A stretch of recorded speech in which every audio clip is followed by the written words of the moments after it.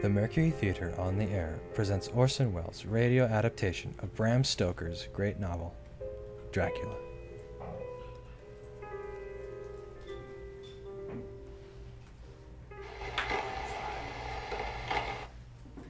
Ladies and gentlemen, my name is Arthur Seward. I'm here tonight to bear witness to the truth of certain events, which you may find it hard to believe, but I ask you to believe them. I have here certain documents, telegrams, clippings from the press of the day, memoranda, and letters in various hands. All needless matters have been eliminated, so the history, almost at variance with the possibilities of contemporary belief, may stand forth as simple fact. I present you first with excerpts from the private journal of Jonathan Harker.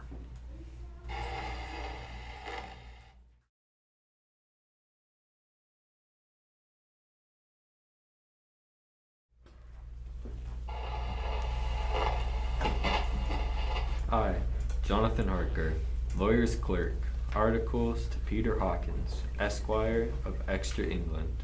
I'm writing this journal in the hope that if misfortune overtakes me, it may one day come to the eyes of those who love me. I set out from London on the last day of April to visit one of our clients in Eastern Europe. On May the 3rd, I arrived in Budapest. It came after nightfall to Klausenberg, on the borders of Transylvania at Bistritz. There was a letter of welcome from me from our client, informing me that his carriage would await me at the Borgo Pass. It was signed, Dracula.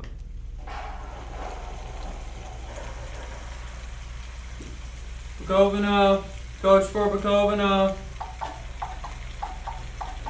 The road was rough, but still we seemed to fly over it with feverish face. When it grew darker, there seemed to be some excitement among the passengers. They kept speaking to the driver and looking at me, urging him on with greater speed. The crazy coach rocked from its great leather springs. The mountains seemed to come nearer to us on either side. Coachman, what is it? Where are we? We are nearing your destination, young heir. This is the Borgo Pass. There were black, rolling clouds overhead, and in the air, the heavy, oppressive sense of thunder. Now we were through the pass. The young heir is not expected after all. You are early tonight, my friends. A caleche with 4 horses had drawn up beside us. Let me help you, sir. The coachman smiled, and the lamplight fell on a hard-looking mouth with very red lips and sharp-looking teeth, as white as ivory. We began to move. I looked back. The coach and passengers had vanished from sight. We swept into the darkness of the pass. I struck a match. It was within a few minutes of midnight. Then a dog began to howl somewhere far down the road. The wind was rising, moaning and whistling through the rocks, and the branches of the trees crashed together as we swept along. It grew colder and colder still, and fine, powdery snow began to fall. The baying of wolves sounded nearer and nearer, as though they were closing round on us from every side. We kept ascending, always ascending. The howling of wolves was growing less. Presently, it ceased altogether. Just then, the moon broke through the black clouds, and by its light, I saw a ring of wolves around us, running alongside the carriage in silence, with white teeth and long red tongues, with long, snooty limbs and shaggy hair. Welcome to my house. I must have fallen asleep. The carriage had pulled up in the courtyard of a vast ruined castle. The coachman was nowhere to be seen. Welcome to my house. Come freely, go safely, and leave something of the happiness you bring. Count Dracula? I am Dracula. The face was strong, very strong, aquiline. The mouth, so far as I could see under the heavy mustache, was affixed and rather cruel looking, with peculiar sharp white teeth. You hear them, Mr. Harker? The wolves? The children of the night. As you say, Mr. Harker, the wolves. Listen. Come now. There are many things you must tell me tomorrow. Of England and of the estate there you have purchased for me. Yes. The estate is called Carfax, I believe. Yes, that is so. But now, I will detain you no longer. You will find your room in readiness. And I advise you not to leave it during the night. The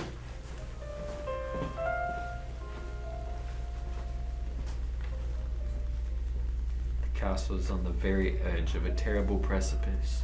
A stone falling from the window would fall 1,000 feet without touching anything. I explored. There are doors everywhere, and all of them locked. The doors to the great hall, the door to the courtyard, every door in the castle is closed, bolted against me. Castle Dracula is a prison, and I am a prisoner.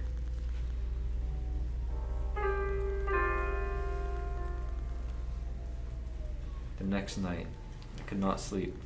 So, after a few hours, I got up and, lighting my candle, I placed my shaving mirror on the dressing table, and we just began to shave. You seem restless, Mr. Harker. I had not seen him, although the reflection of the glass covered the whole room behind me. I turned to the glass again. Count Dracula was close to me, and I could see him over my shoulder, but there was no reflection of him in the mirror. It was blank. I started to cut myself on the side of my throat. The blood was trickling down my neck. Count, my mirror! The blood! The blood. Wipe the blood from your face, Mr. Harker, and take care how you cut yourself. It is more dangerous than you think in this country.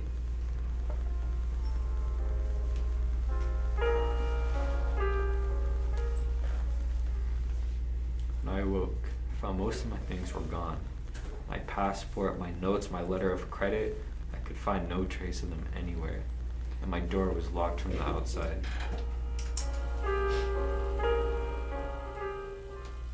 June 20th. There's some kind of work going on in the castle. Now and then, I hear the faraway muffled sound of Maddock and Spade. And last night, the second of 3 dated letters which Dracula made me write. The second of the series, which was to blot out the very trace of my existence from the earth, went forth.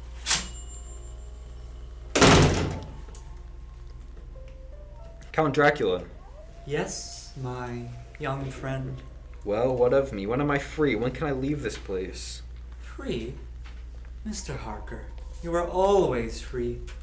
You want to leave? Would you like to leave tonight? Yes, yes, in God's name. My dear young friend, not an hour shall you wait in my house against your will. Come, follow me. Your door seems to be bolted. How strange. The door is locked. Well, in God's name, open it. As you will, Mr. Harker. You English have a proverb which is very close to my heart. Welcome the coming, speed the parting guests. Good night, Mr. Harker. Shut the door, I tell you, shut the door, shut it! The door is shut, Mr. Harker. I take it you will remain? Morning, June the 30th. These may be the last words I ever write in this diary. Oh God, preserve my sanity. I've never seen Count Dracula by day. At sunrise, at the first cockcrow, he is gone. I don't understand these things. I only know that the wolves are baying, and that he is a man with hair on the palm of his hands, with sharp teeth and no blood in his face. He casts no shadow, he cannot be seen in a glass, and he moves like a bat across the sheer face of castle walls. He eats no food, and is mortally afraid of the crucifix. As I write this, I hear in the courtyard the rolling of heavy wheels and cracking of whips.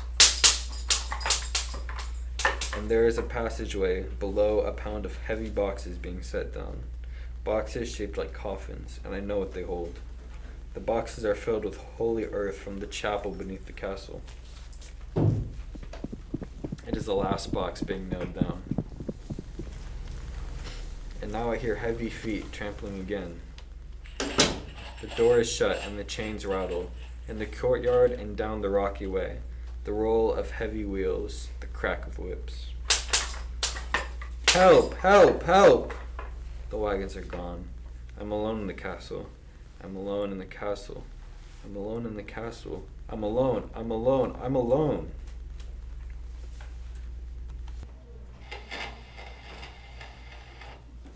Ladies and gentlemen, this is Dr. Seward. Mr. Harker's journal terminates at this point. I now present in evidence a clipping dated August of that year from the Yorkshire Telegraph from our correspondent in Whitby. One of the greatest and sudden of storms on record was experienced here today. The weather's been somewhat sultry, but Saturday evening was fine. The band was playing, the piers were crowded with holidaymakers, the wind fell away entirely during the evening, and there was a dead calm. There were but few lights at sea. The only sail noticeable was a foreign schooner under full canvas that was seemingly going westward. A little after midnight came a strange sound from over the sea, and high overhead the air began to carry a strange, faint, hollow booming. Then, without warning, the tempest broke, and there, with all sails set, was the foreign schooner rushing with terrific speed toward the shore. A searchlight was turned on her, and there, lashed to the helm, was a corpse with drooping head, which swayed horribly to and fro at each motion of the ship. A moment later, she crashed, and then a strange thing was seen. At the very instant she touched, a huge dog sprang up on deck from below, and running forward, jumped from the bow onto the sand, and making straight up the east cliff toward the graveyard, vanished into the night. The Coast Guard, going abroad at dawn, found the dead man fastened to a spoke of the wheel. Tightly clutched in one hand was a crucifix. The man must have been dead for quite 2 days. In the pocket of the dead man's coat was found a bottle, carefully corked, containing a roll of paper. This proved to be an addendum to the ship's log. There was found on board only a small amount of cargo, and that of a most unusual nature. Apparently, the ship carried nothing but earth, common earth, packed away in wooden boxes, shaped much like coffins.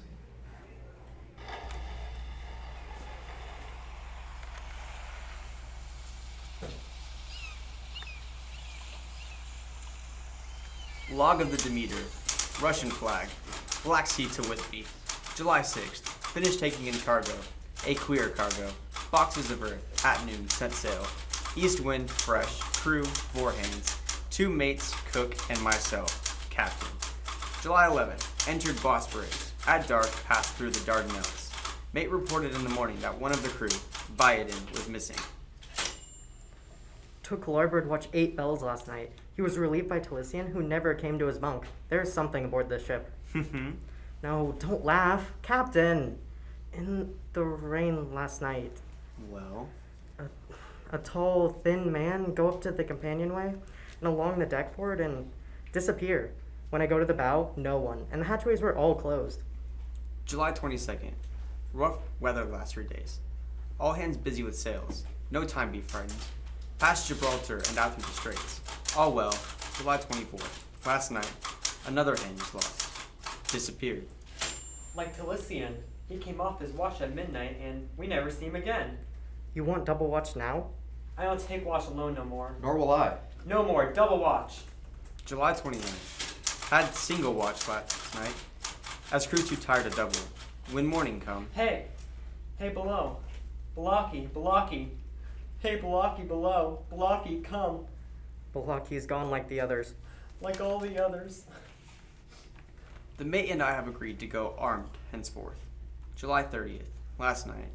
We are nearing England. Weather fine. All sails set. Captain, the men on watch are missing. More missing. Now, only self and mate and one other hand left to work the ship. August 3rd. 2 days of fog and not a sail sighted. At midnight, I went to relieve the man at the wheel, and when I got to it, I found no one there. It's here. I know it now. I saw it. Like a man, tall and thin and ghastly pale. It was in the bows looking out. I gave it the knife, but the knife went right through it, empty as the air. What? What is it? What are you talking about? It's here, and I'll find it. It's in the hold, in one of those boxes of earth. I'll unscrew them one by one, and see, and see. He is mad. Stark raving mad. It's no use trying to stop him. He can't hurt those big boxes. They're as invoiced as common earth. Yeah! He's there, down in the hold. I know the secret now. The sea will save me from him. That's all that's left. That's all that's left. August 4th. I am all alone on my ship, and still the fog. I dared not go below. I dared not leave the helm. So here, all night I stayed. And in the dimness of the night I saw it. I saw him. God forgive me, but the mate was right to jump overboard. It was better to die like a sailor in the blue water. But I am captain, and I must not leave my ship. I shall tie my hands to the wheel. When my strength begins to fail, and along with them, I shall tie that which it dare not touch, my crucifix. I am growing weaker, and the night is coming on. God and the Blessed Virgin help a poor, ignorant soul trying to do its duty. Telegram. Seward. For fleet to Van Helsing. Amsterdam. Lucy Westenra in alarming condition. Cannot diagnose. Come at once. Seward. Telegram. Van Helsing. Amsterdam to Seward. Per fleet. I am on my way to you. Please arrange for me to examine your patient immediately upon my arrival. Van Helsing.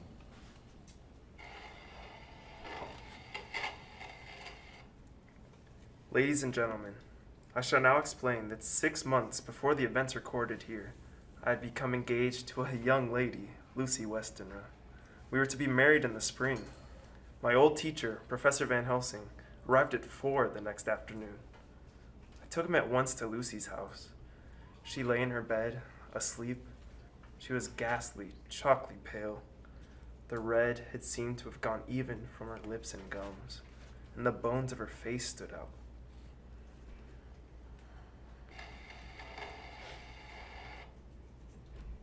Young Mrs. Bad.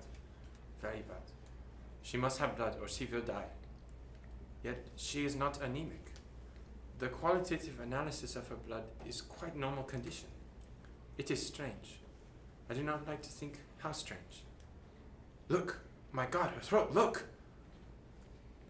The black velvet band that she always wore had dragged up a little and showed a red mark on her throat.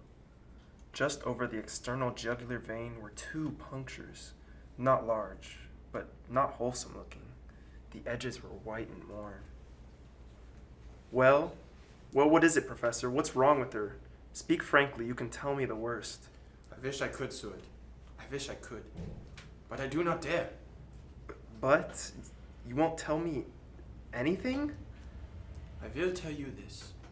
Your young lady is in a danger greater than death. You must believe me.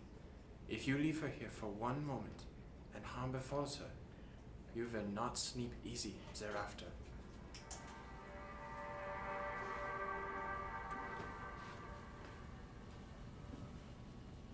September 8th. I sat up all night with Lucy. Arthur, I'm afraid. My dear, you can sleep tonight. I'm here watching you. Nothing can happen. And I promise at any sign of bad dreams, if I see anything, I'll wake you at once. Will you? Will you really? Then I'll sleep. I sat all night by her bedside. She did not wake once during the night, although the boughs or a bat or something flapped almost angrily against the window pane. September 11th. Still quoting from my private journals. At this time that I received a message from her fleet. It read, 10:20 p.m. St. John's Hospital. Serious complications. Case 891. Your immediate presence in London imperative. I had no choice. Sometime later, a paper was found among Lucy Weston's belongings. I write this and leave it to be seen so that no one by any chance may get into trouble through me. I went to bed as usual, taking care that the window was closed as Dr. Van Helsing had directed. About 2 in the morning, I awakened. I went to the door, called out, "Arthur! Arthur!" There was no answer. Something's broken the window. I'm in the room alone. I dare not go out. The house seems to be empty. The air is full of specks, floating, circling in the draft from the window, and the light burns blue, dim. What am I to do? Something's very sweet and very bitter all around me, like I'm sinking into deep water, and they're singing in my ears. You shall be flesh of my flesh, blood of my blood. September 12th. Late. Only resolution and habit can let me make an entry tonight. We found her sprawled on the floor. And there was a draft in the room from the broken window. The throat was bare, showing the 2 wounds looking horribly white and mangled. We are too late, my friend. We have failed. God's will be done. She is dying? Yes, she's dying. Stay beside her. It will make much difference, mark me, whether she dies conscious or in her sleep.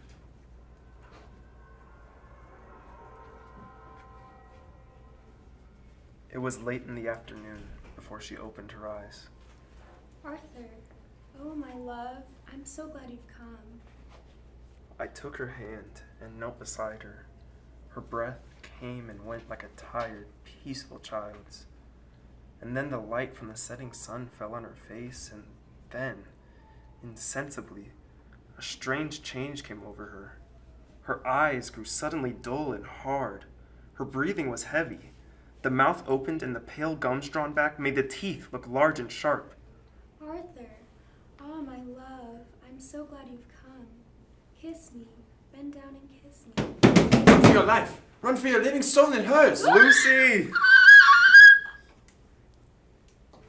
She's dead. Poor girl. There's peace for her at last. Not so. It is only the beginning. Wait and see. And wait and see we shall. In conjunction with the end of the first act, we will now transition into a commercial break. Do you feel your life lacks purpose? Have you been seeking an escape from the everyday mortal coil that holds you down? If you answered yes to either of these questions, then I would like to welcome you to Dracula's Blood Drive. Bring everyone. Friends, family, children, uncles, anyone living or breathing is welcome to attend. But hurry, you never know who may need blood before it is too late. Come to Dracula's luxurious castle in beautiful Transylvania. Purchase a one-way ticket, as you might be so captivated by his humble abode that you may never wish to leave. If someone you know has gone to the blood drive and they have gone missing, don't worry. They are just enjoying various facilities that we have to offer. Make sure to let your loved ones know that you may be gone for a long time. Dracula is not liable for any injuries or for any of those who may go missing after attending Dracula's blood drive. In order to ensure that your blood is as secular as possible, eat a lot of unfiltered red meat, that's M-E-A-T meat, before your appointment. Make sure you drink plenty of water before your arrival to maximize the juiciness of your sanguine flesh and blood. Your breath's smelling too good lately? People invading your personal bubble? For you famous chads and chasses, we have developed a solution to your constant attention. Your own form of human repellent. Presenting garlic mints. For as little as 20 cents, you can get yourself any of our 4 pungent flavors. These newly over-the-counter flavors include First Date Destroyer, Engagement Extinguisher, and Divorce Filing Finalizer. Guaranteed to repel others at least 6 feet away and keep your romantic life to a minimum. But I know what you're thinking. Is that enough? Well, we have the extra strength garlic grenade, available by prescription for those 21 and over, needed to keep your most persistent fans 20 feet away at all times, with the added bonus of an included trip to marriage counseling. Nice! A mince a day keeps the wife away. Warning. Common side effects may include a sneeze, acne, mild constipation, and loss of taste and smell. Patients have contracted diabetes, gingivitis, and severe dementia. Studies show that this pill will cause bone frailty. If you experience any of these symptoms, call Mommy right away. Garlic mints, the divorce maker.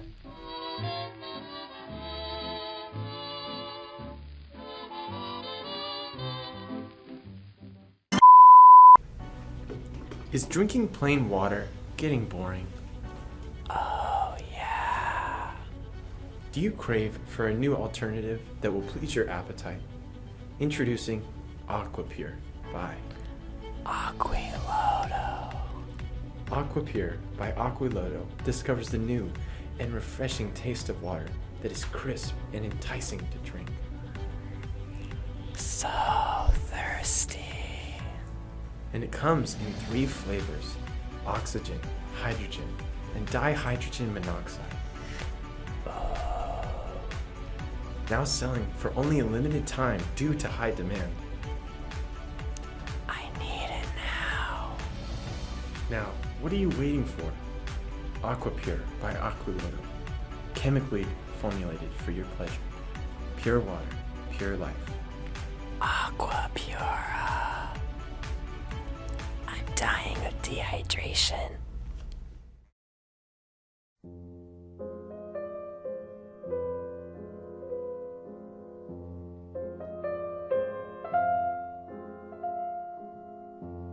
And now, back to your regularly scheduled programming.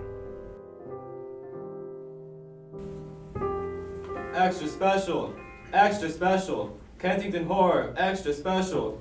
Westminster Gazette, September 25th. A Hampstead mystery. The Kensington Horror, the stabbing woman and the woman in black, are vividly recalled to mind by a series of events that have taken place recently in the neighborhood of Hampstead.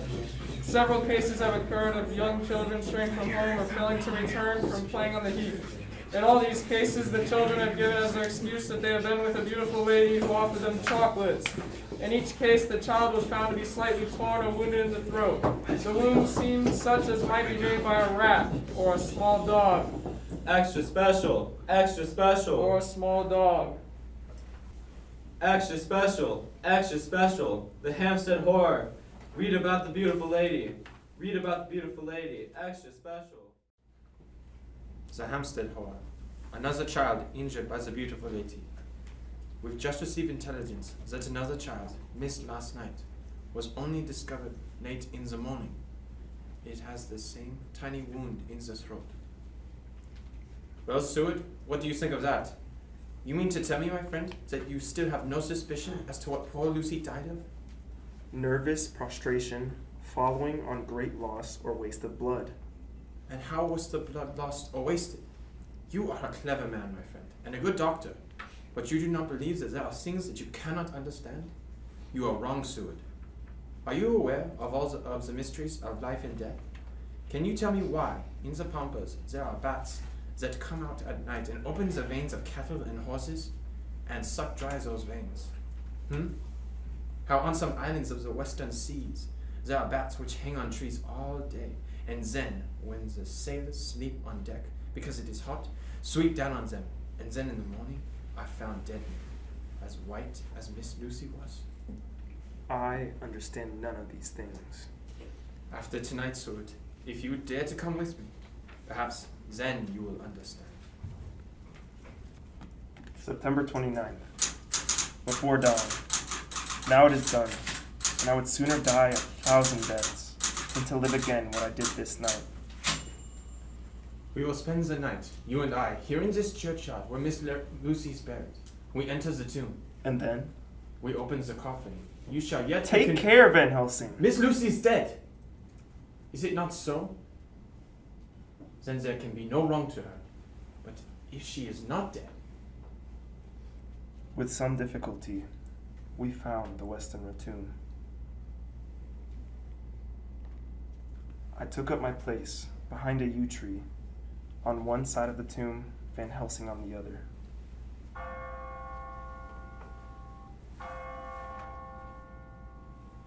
I was chilled and frightened. Suddenly, I saw something moving between 2 yew trees, a dim, white figure which held something in its breast. The figure stopped. I could not see the face, for it was bent down over what I saw to be a fair-haired child. There was a sharp little cry, such as a child gives in sleep or as a dog as it lies before the fire in dreams. Then the thing saw us. She drew back with an angry snarl. Her lovely blood-stained mouth grew to an open square. If ever a face meant death, I saw it at that moment. Then suddenly, she turned and vanished in the direction of the tomb. The child is not harmed. We leave him in a safe place where the police find him. There's more to do. Come! Now, we're in the tomb. There in the coffin the thing lay, like a nightmare of Lucy. The pointed teeth, a blood-stained mouth. Van Helsing never looked up. From his bag he took out a book, his operating knives, a heavy hammer, and a round wooden stake, 2 or 3 inches thick, sharpened to a fine point and hardened over a fire. Seward, the life of this unhappy lady is just begun. Then she becomes what you call undead. There comes with the change the curse of immortality. She cannot die, but must go on, age after age, adding new victims, because all that die from the preying of the undead become themselves undead and prey on others. So the circle goes on, ever widening, as of the ripples from a stone thrown into the water. But if this lady, this undead, be made to rest as true dead, then the soul of the poor lady whom we love should be free again. Tell me, what am I to do? Take this stake in your left hand, the hammer in your right. Yes. Place the point over the heart. Yes. Then I begin the prayer for the dead. In God's name, strike. No. Are you ready? Now, Domini, Deus de Christe, vidi divivi, quam amus tuus, dex quamen tat prete.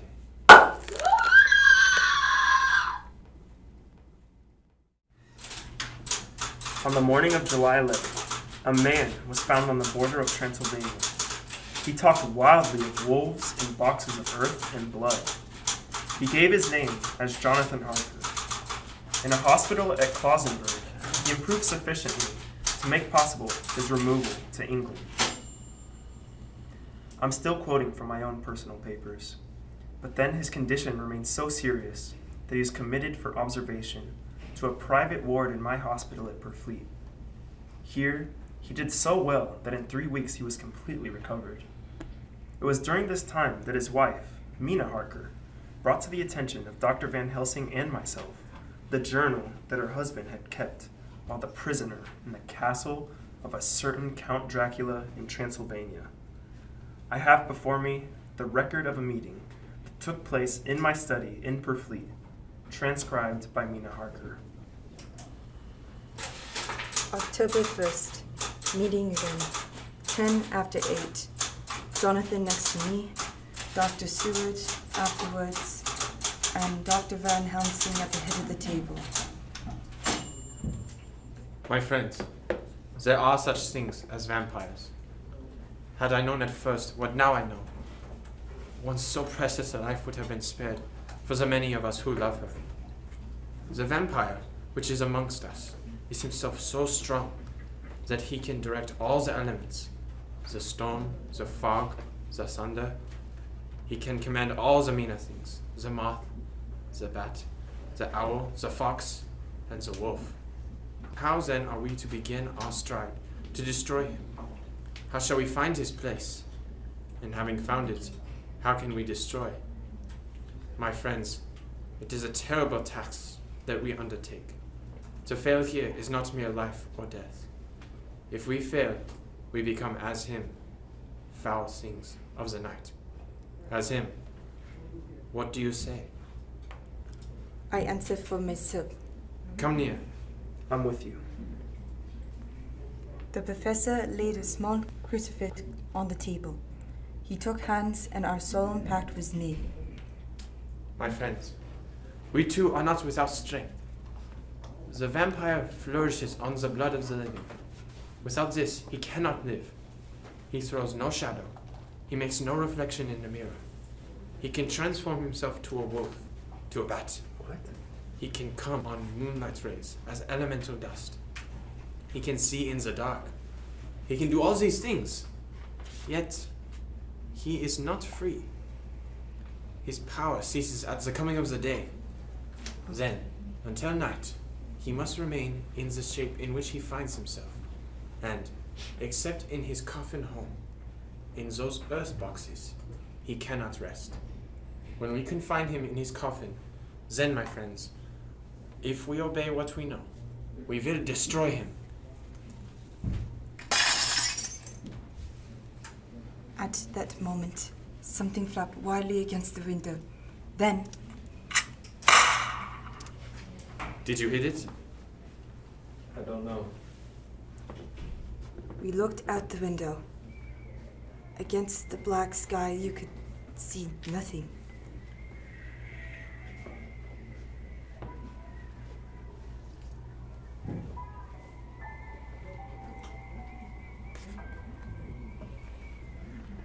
Data are now positioned.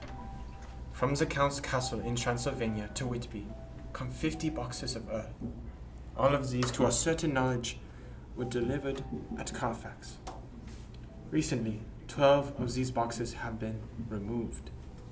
First step, ascertain whether all the rest remain in the deserted house next door, or whether any more have been removed.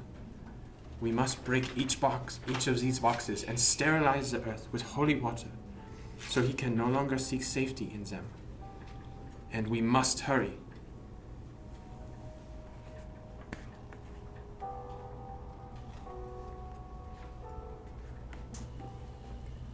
The events of the next few days are described in Jonathan Harker's journal. October 2nd, 5 a.m. Just returned from the empty house. Left Mina here at home. Well, we've done our work at Carfax. The place was filthy, the air stagnant and foul, and alive with rats. We counted the boxes, only 35 of them, and over each one, the professor went through his same mysterious work. It was dawn when we got back. I found Mina asleep. She looked paler than usual. October 2nd.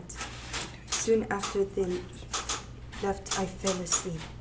I remember hearing the sudden barking of the dogs, and then it was silent.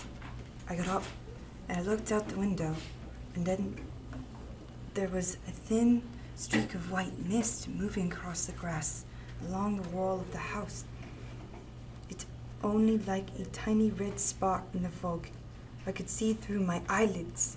The mist grew thicker and thicker. Then, as I looked, the spark divided and it seemed to shine on me, though the fog like two red eyes. You shall be flesh of my flesh, blood of my blood, blood of my blood. October 2nd, 8 p.m. We are on track. 12 boxes were delivered to an empty house at 337th Piccadilly.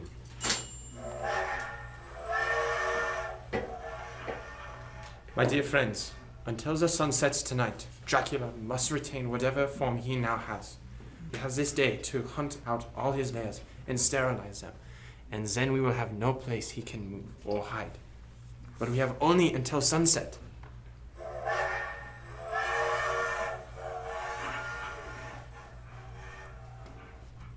The house in Piccadilly was empty.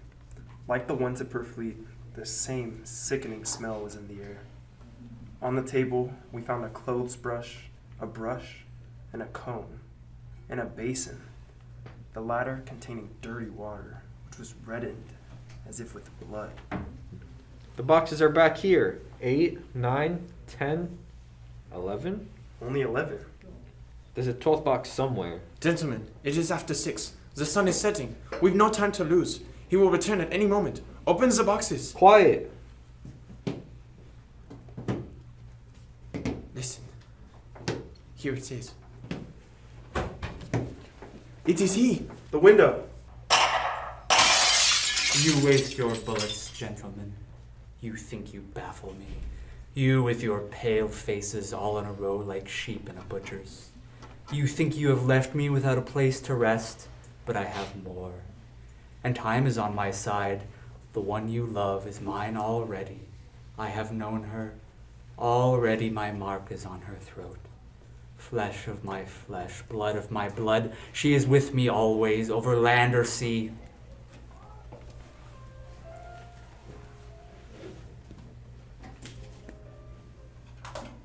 October 3rd, morning. Another meeting in the study of perfume. We must find that last remaining box. Gentlemen, we must find it. As long as that earth exists and pure, as long as there remains one place of refuge for Dracula, there is no safety and no peace for any soul in England. And for the undead, never peace so long as he lives. Blood of my blood, blood of my... Mina! How do you know that? Quiet, quiet. With me always, over land and sea. Mina, darling, how did you know that Dracula said those? I don't know. The words just came. Strange. There are times when somehow I feel that I'm with him. At sunset?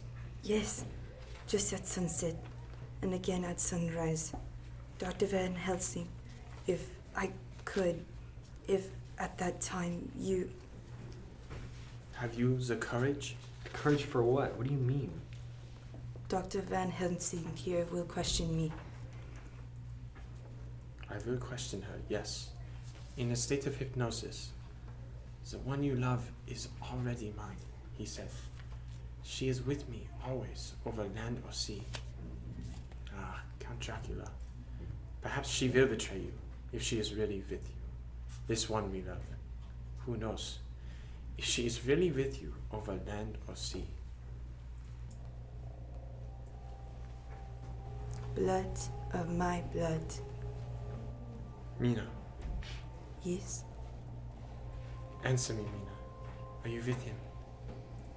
Yes, I am with him. Where are you? I don't know. It's all dark. What do you hear? The lapping of water.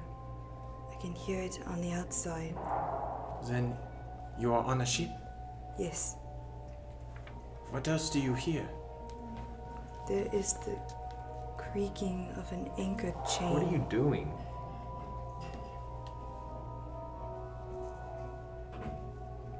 Still. Oh, so still. It is like death. It is like death. Here is a report from the Matson Peabody, shipbrokers, dated October 5th. According to Lloyd's lists, the only sailing ship that left for the Black Sea yesterday, with the Tsarina Katrina bound for Varna. Somehow, before she sailed, a man came alongside, all in black, driving a cart with a great box in it. This he lifted down single-handed and carried below. No one remembers having seen him after that, as a heavy mist came over Dublin dock until sailing time. The rest of London Harbour remained completely clear. Our plans are made. The average sailing time from London to the Black Sea is 3 weeks. We can travel over land to the same place in 3 days. We shall be there, waiting for him when he arrives. October 15th. Arrived Varna about 5 o'clock. Mina seemed stronger. Every morning before sunrise and just before sunset, she speaks to Van Helsing in a trance.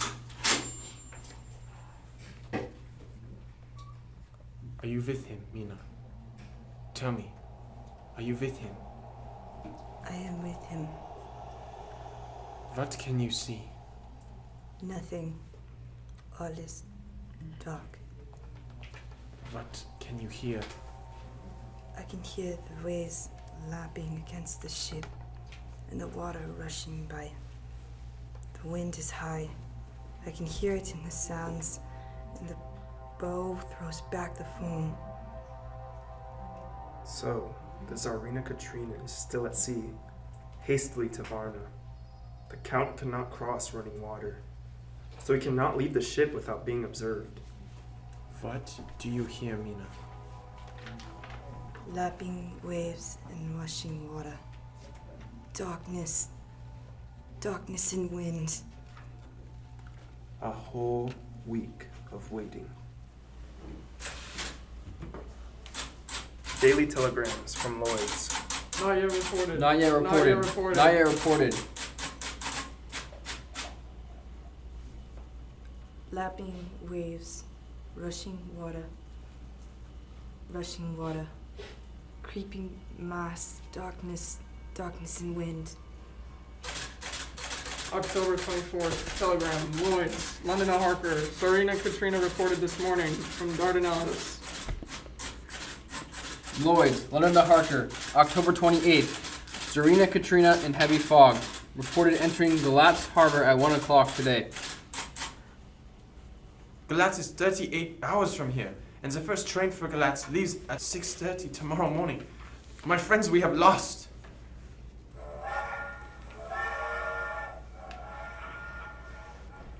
I am with you. I can see nothing. Nothing. I can hear men's voices calling in the roar and the creak of the wind. I can feel the air blowing upon us.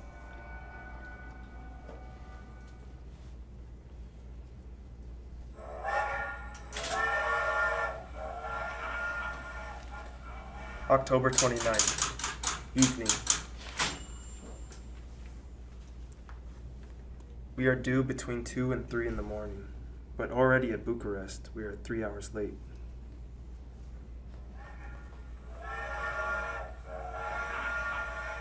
Something's going on. I can feel past me like a cold wind.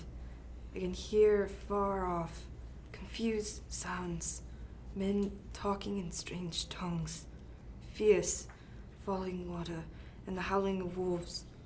There's another sound I can hear, a sound like... Like what? Speak, Mina. Speak, I command you. I command you to speak.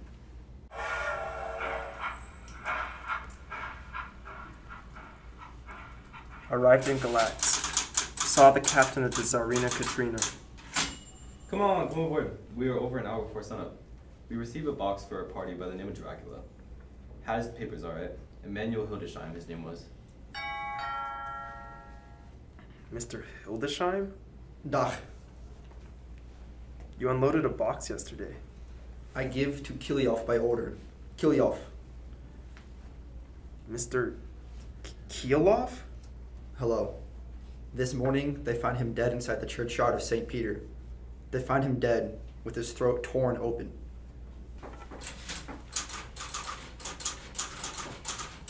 October 30th, evening.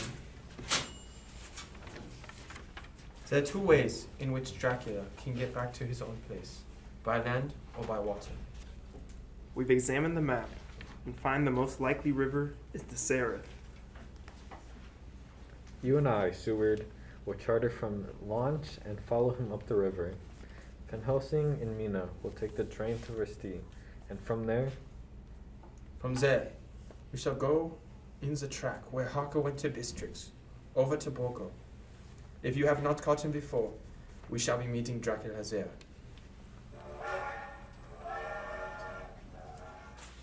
October 31st.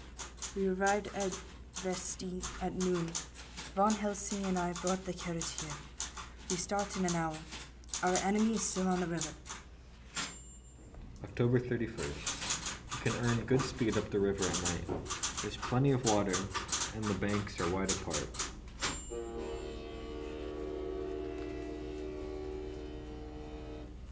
November 1st, evening.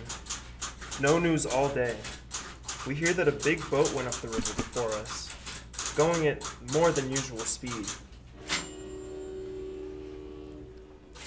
November 4th. All day driving. The country gets wilder as we go. By morning, we should reach the Bargo Pass.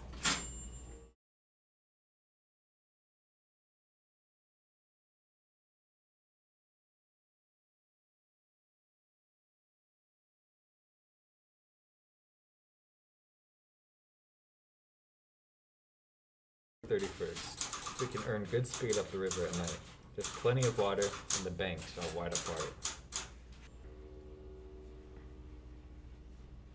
November 1st, evening. No news all day. We hear that a big boat went up the river before us, going at more than usual speed.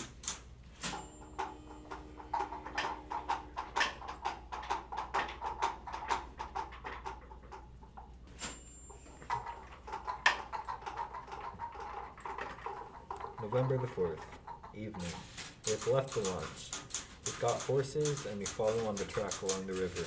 We are armed. Look! Quick! There they are now, heading west! Through the dawn, we could see the Slovaks some miles before us, dashing along the river with their wagon. On it is a great box.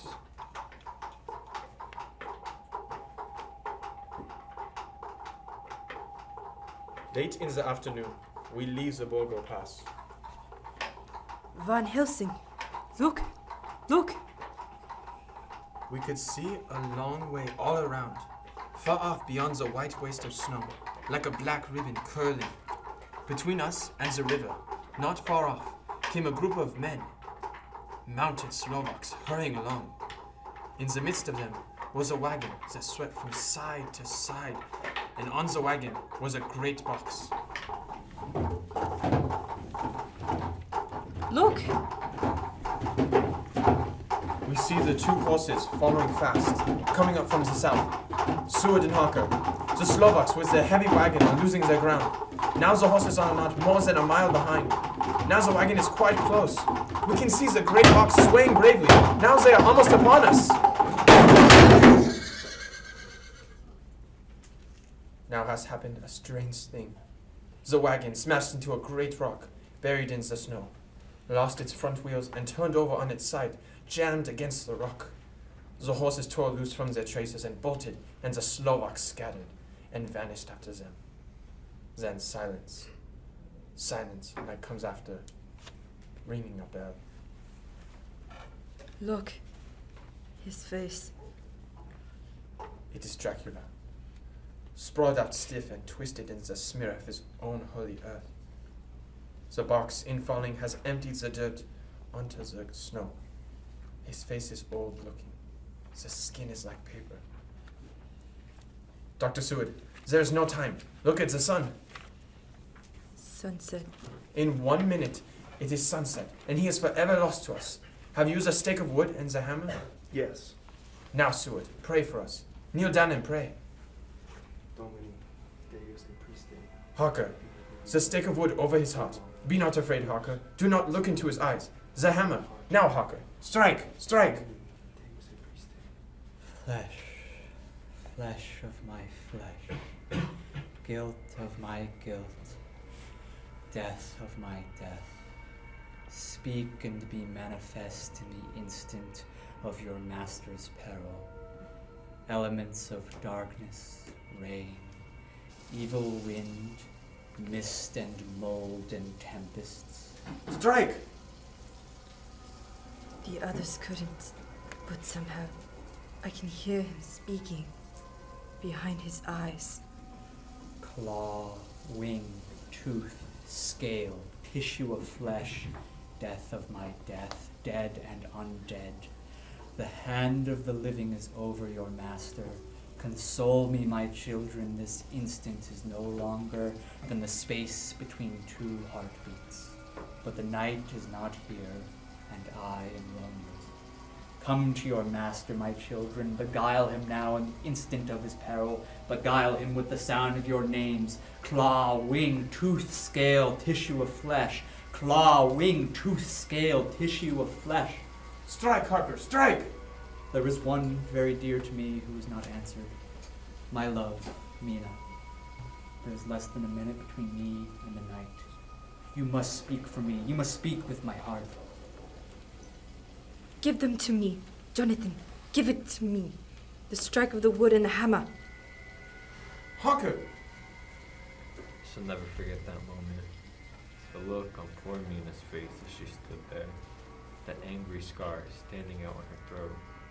Her eyes like living coals in the last red of the sunset. She had torn the stake and hammer out of my hands with the strength of an animal. Mina, do you know what you have done, woman? Do you know what you have done to us? You have released him. The evil is free. Look, the sun! As we looked down at Dracula, we yes saw the sinking sun and the hate in them turn to triumph. Flesh, my flesh. Come to me, my love. Come into the night and the darkness. You have served me well. My love, my bride, my...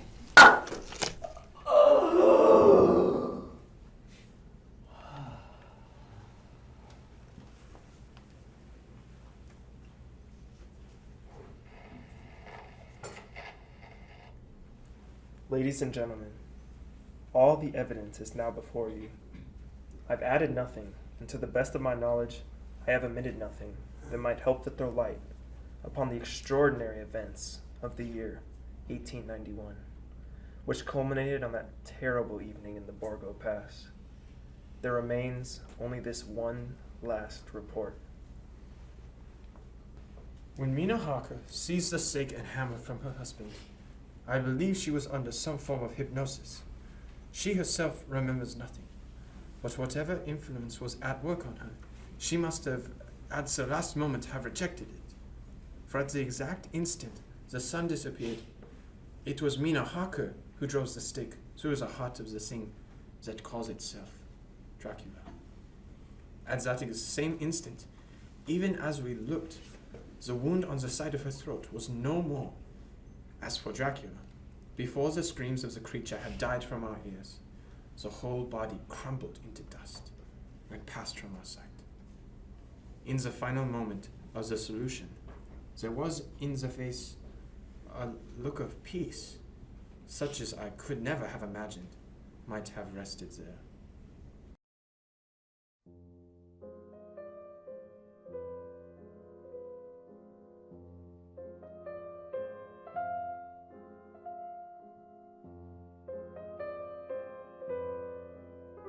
Tonight's production of Dracula by Orson Welles and the Mercury Theatre was the last play this group will present. And now, the director, Mr. Orson Welles. Ladies and gentlemen, this concludes our series of radio drama productions. If there was one you are particularly fond of and would like to hear more about on the air, would you please write me about it? I am more than happy to answer all of your questions related to any of our productions. Until then, just in case Count Dracula has left you a little apprehensive, one word of comfort. When you go to bed tonight, don't worry. Put out the lights and go to sleep.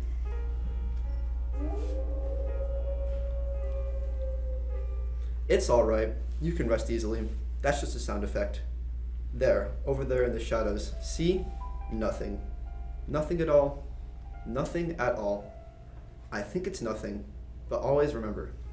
Ladies and gentlemen, there are wolves, there are vampires. Such things do exist. This is the Columbia Broadcasting System.